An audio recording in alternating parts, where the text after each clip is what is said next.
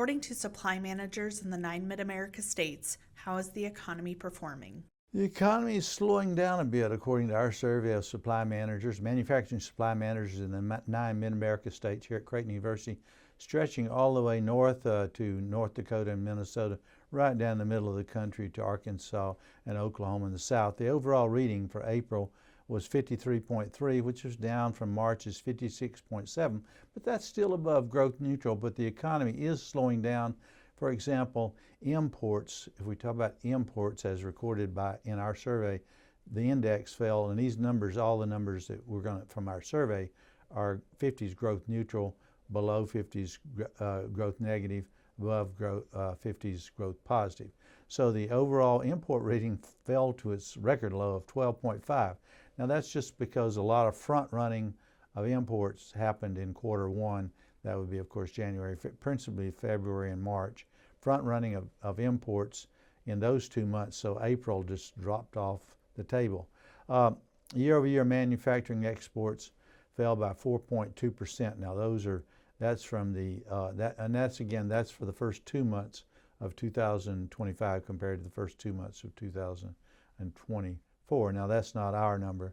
That's from the U.S. Census Bureau. Again, the overall index was 53.3 for April, and that's well down from February's 68.2. So we had a lot of growth there and a lot of buying in anticipation of the tariffs and so on. And 15% of our survey sample reported an increase in time to obtain supplies due to tariffs and trade restrictions. So that's slowing things down. And then if I turn here, let me turn to other comments from, this is the comments from survey participants. One said, the uncertainty is paralyzing. Employees are concerned about the economy and their jobs. The impact of the tariffs is just starting to be realized. Changes will be made now that the actual dollar impact is known. So those are 3 impacts from our survey, individuals, supply managers that reported on it. Here I'll bring up the graph, a chart of our survey, and there in beautiful Creighton blue is the Mid-American. As you see, it dropped off from 56.7 to 53.3, and the national number there in red, it was below growth neutral for March.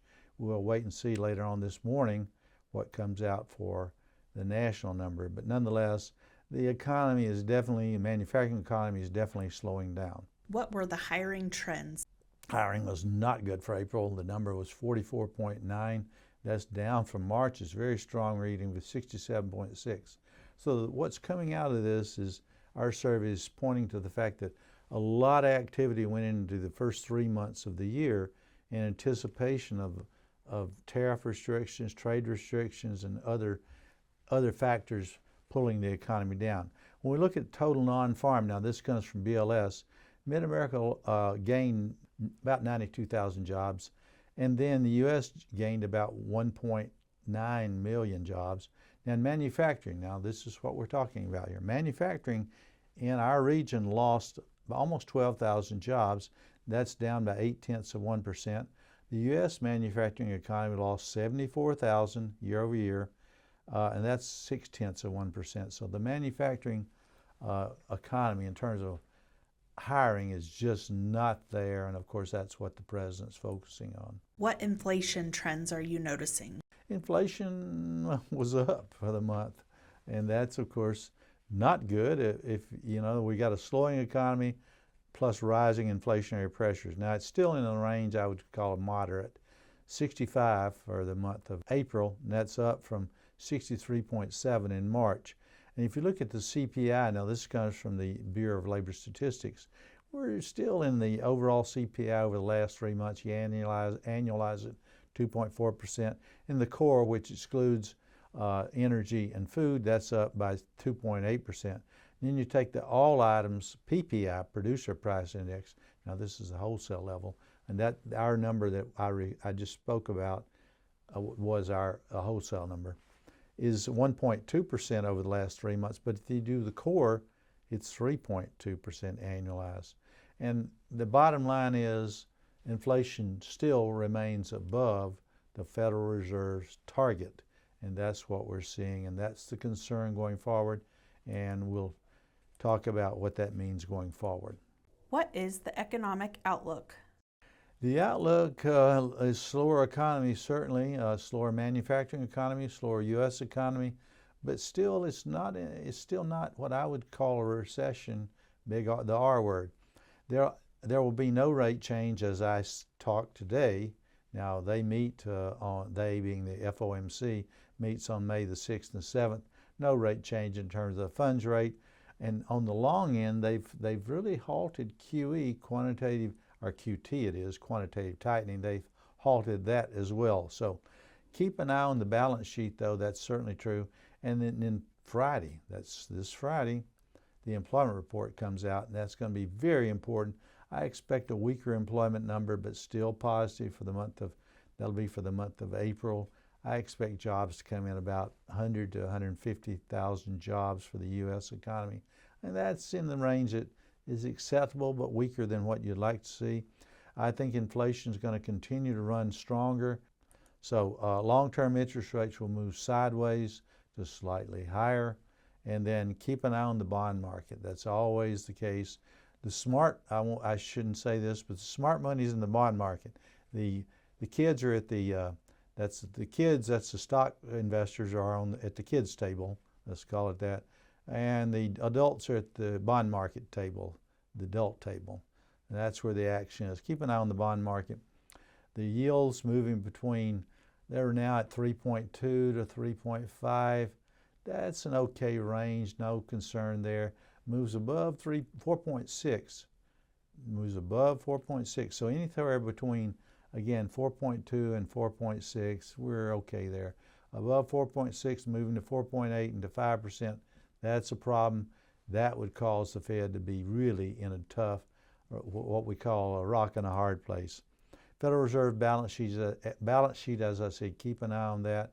That's a big indicator of what the Fed is really thinking rather than the funds rate.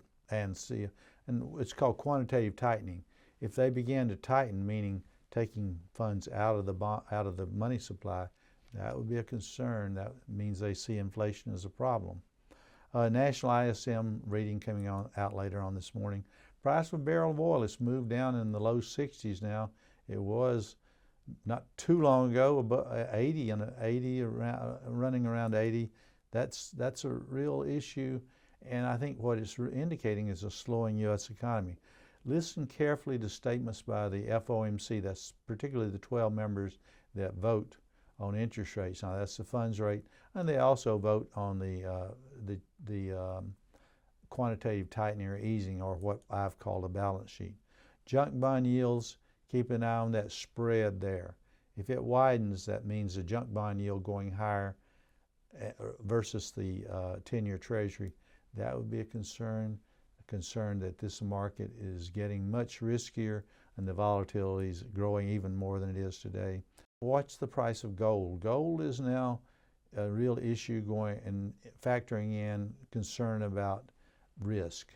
A lot of investors are out there buying, but here's a really important point and rarely gets discussed, is what's going on Basel III. Basel III, July the 1st, is going to make gold what I'll call a substitute, a reserve currency, to some degree. A reserve asset is more properly stated.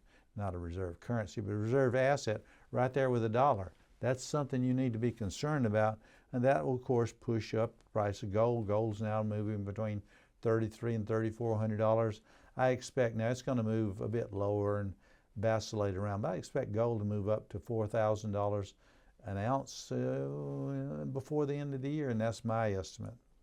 So that's it for our survey for the month of April, along with some other, I guess, insights, hopefully insights for you regarding the Mid-American economy, but also the U.S. economy.